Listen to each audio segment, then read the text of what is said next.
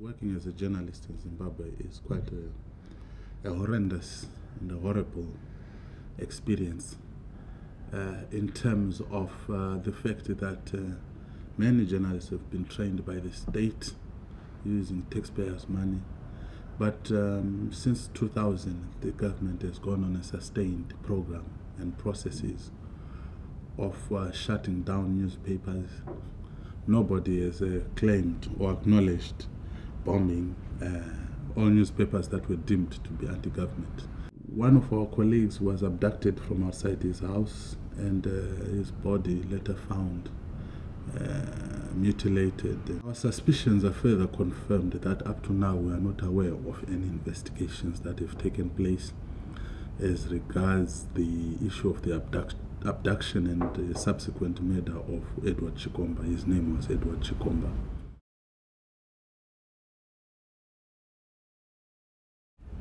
What can British journalists do to help? British journalists have already done something.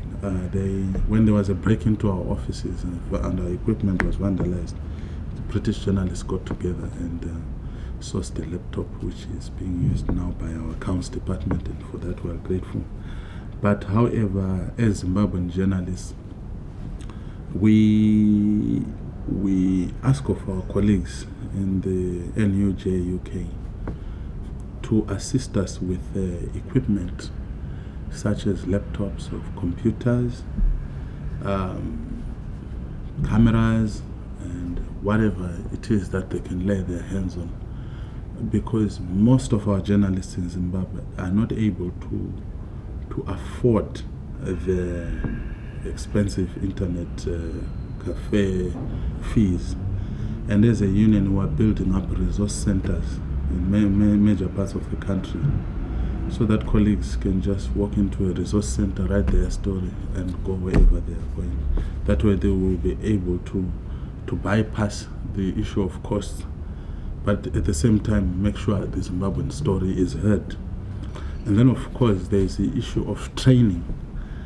It's been 8 years since Zimbabwean journalism has been in a downturn, and 8 years of doing things badly means it will be difficult to recover that lost space or ground.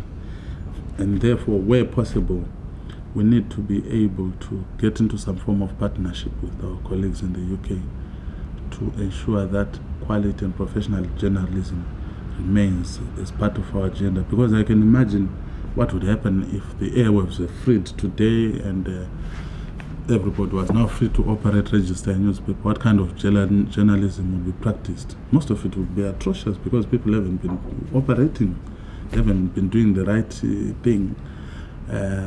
You find people, for the sake of expedience, write a one-sided story because they can't be bothered to find out what the government thinks, because they are afraid of being arrested.